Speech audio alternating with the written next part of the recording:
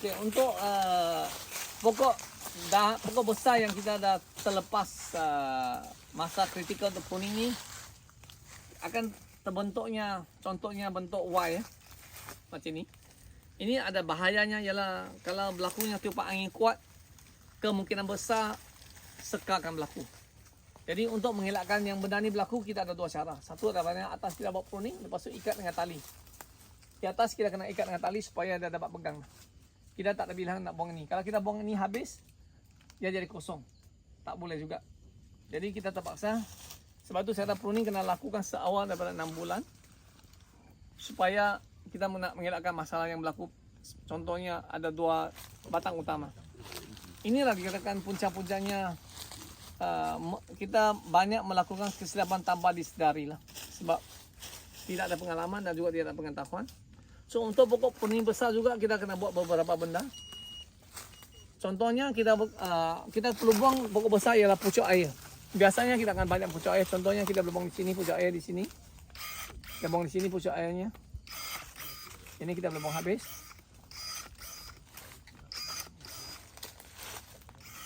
Okey, yang ni pucuk air kita buangkan.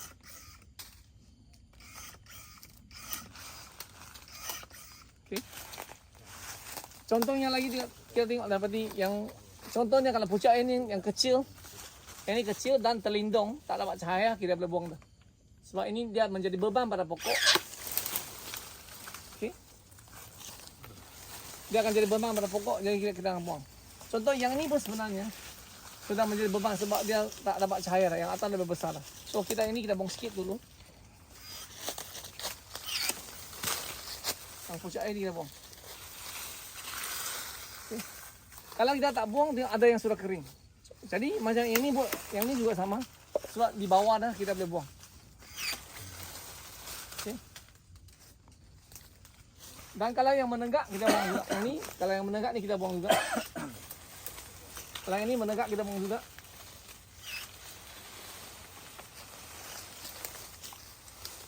Dan kalau terlampau banyak cabang, kalau terlampau banyak cabang kecil, macam di sini ada yang sudah kering kan, so kita buang di sini juga. Okay. Yang ni pun dah kering kita buang juga. Ini dah kering juga kita buang. Yang ni sebenarnya kalau dia bertindih ya, kalau kering kita buang. Bagi yang ni besar, so ini kita buang. Yang ini pun kita buang juga. Yang ini kita kering. Dan yang ini kalau menegak kita buang. Supaya mendata tu tumbuh. So dia macam ni, yang ini juga menegak.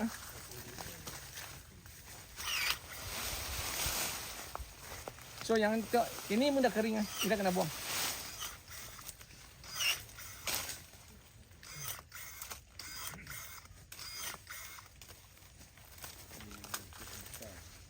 Okey. Contoh yang di sini juga sama. Tengok yang ni dah kering kan. Kita buang juga. Dia dah kecil, tak dapat cahaya kita buang. Ini sama juga, tak dapat cahaya kita buang. Kalau yang ni menegak kan, yang ni kita buang. Mana-mana ranting yang tak dapat cahaya tu dia sebenarnya menjadi beban pada pokok, kita buang. Dan dia penggunaan tanah tidak baik. Yang ni kita buang juga.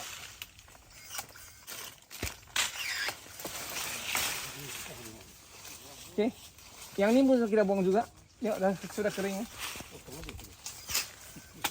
Ini pun dah kering. Oh, yang ni kita buang juga.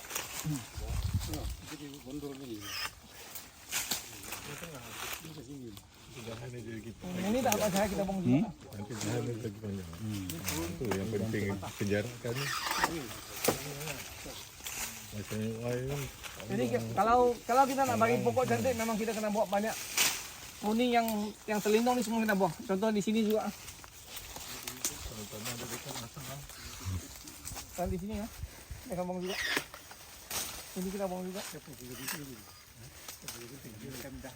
kita buang juga. Yang macam ni dulu kita simpan mungkin. Yang ni kita tengok dulu. Ini kan? Yang ni kita buang juga sebab kita nak dahan tu besar. Ini buang satu lagi.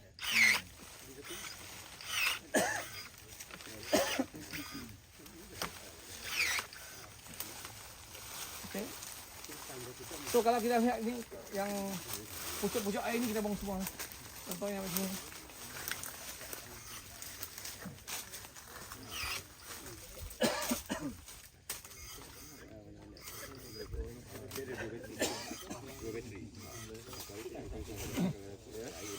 Lagi satu masalah. Okey, pokok ni dia lebih pada 12 kaki. Ya. Kalau kita nak kekalkan 12 kaki, adakah kita potong atas tu? Ya. Yang ni kalau boleh yang atas dia dah tinggi tu kan, atas penghujung tu kita 1 meter ke bawah kita buang. Potong terus. Buang terus. Ya, lepas tu kalau yang menegak kita buang. Menegak tu buang. Supaya kita nak hasilkan yang ni semua naik. Tahun depan dia memang berbuah di sini. Oh, kalau boleh kita nak hasilkan berbuah dan yang di situ kita ikat. Ya. Dan yang atas tengok sana tu yang menegak boleh buang jugalah. Tapi sebelum itu saya tak sampai. Kalau yang menegak memang kita nak buang. Sebab kalau tak buang dia memang dia tak akan keluar bunga. Contohnya macam ni juga. Yang ni menegak kan?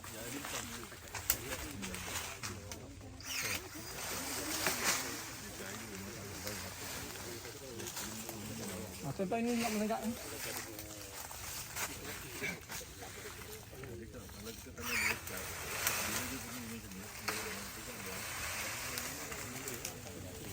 Jadi pruning ini sebenarnya boleh membantu pertumbuhan pokok. Ini pun sebenarnya kita tak nak yang halus ni. Ini kita buang.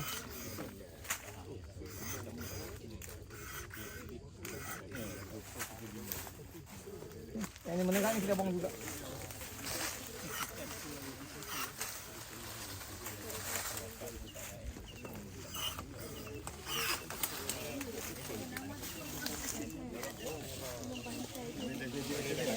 Mr. Lim, Ya. berapa peratus dahan yang untuk dipunding daripada dahan besar dengan dahan yang tinggal semua? Okey. Petuanya begini nah. Kalau kita nak buat pruning contohnya daripada cabang keluar daripada batang utama sampai ke hujung. Untuk pokok kecil kita cuma buang 1/3, simpan 2/3. Bila pokok dah besar, petuanya ialah 50% kita simpan, 50% kita kita buang. Yang luar tu kita 50% kita simpan, yang dalam ni 50% kita buang.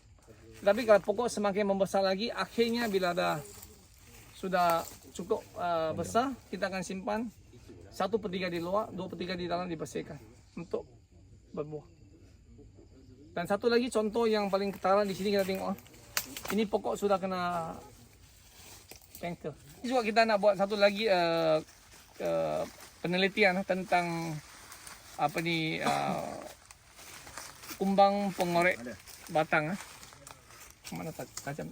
Ini boleh tahan tajam. Oh, ini bagus. So kita nak tengok yang ni sudah diserang oleh kanker.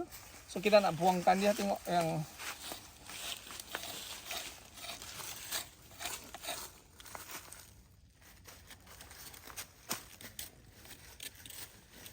kita buang tempat yang sudah dijangkiti lah. Tengok.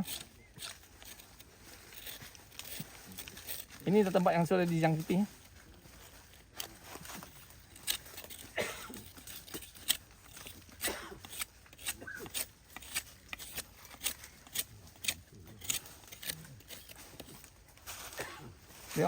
Yang sudah dijangkiti ya.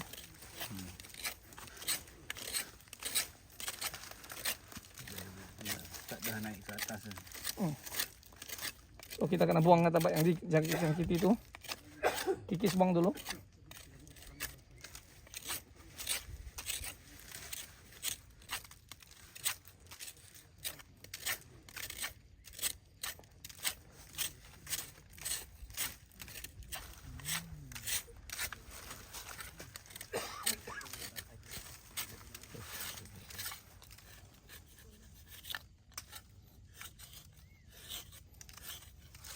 Titik hitam tu bagi keluar tu lah. Ya, lepas tu kita sabun dengan ubat P400. Dalam mana yang dia tu sampai nampak kulit lah. Ya.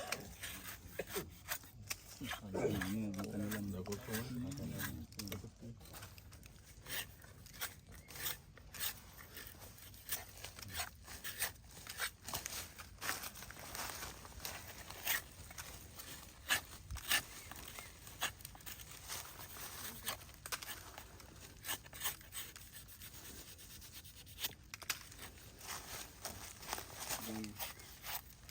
ni.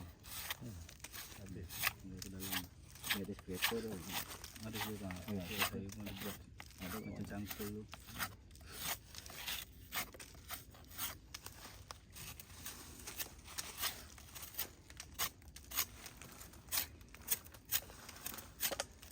Pokok ni tahun depan mesti berbuah. Sebab pokok sakit memang akan berbuah. Dia mudah stres. Jadi kita kena buat rawatan segera untuk mengelakkan pokok ni mati ya. Sebab tu yang bahayanya adalah pokok lepas 6-7 tahun bila mula berbuah dia akan mati disebabkan kanker. Jadi apa yang kita perlu buat ialah saya bagi satu contoh lepas ni tengok. Yang ni sudah dijangkiti kanker. Yang ni memang masih sihat. Jadi untuk rawat kita akan sapu dengan P400. 400. Okey. Kedua ialah mungkin ambil botol tu. So kedua ialah kita nak mempercepatkan ubat tu dapat serap ke dalam masuk, kita ambil ni. Torek sikit lah. Torek dah masuk sampai ke xylem. Oh, Okey, torek masih ni juga lagi. second layer lah. Torek. Torek masih ni. Torek. Okey. Apa Mr. Lim Okey. buat macam ni? Beberapa garis. Supaya bila kita torek tu, bila kita sapu dengan ubat ni masuk, bila nanti pulih dia akan kembang, dia akan rekah. Jadi apa yang kita perlu buat ialah kita gunakan P400 ni. Pekat lah, tak perlu campur air, sapu sekali. Cat. Sekali cukup, biar jangan dia serap masuk. Jadi Campur air P400. tak perlu campur air, pekat. Pekat terus. Pekat lah, ambil cat je, kawasan yang kena ni semua cat sekali je. Lepas seminggu lagi kalau tengok ada masih keluar air, cat sekali lagi. Sampai dia kering. So kalau kita buat rawatan ni nanti kena kikis ni semua. Habiskan. Lepas tu cat lah. Secepat mungkin lah. Kalau tidak. Dan jangan potong macam ni. Sebab ada orang memang dia potong macam ni ya. Kalau potong air tu tak naik. Kita nak ialah Tu ke bawah. tarik ke bawah. Yang paling bagus tarik ke bawah supaya bila kita masukkan ubat ni masuk, dia akan bila dia sembuh nanti dia merekah. Dia semua pulih.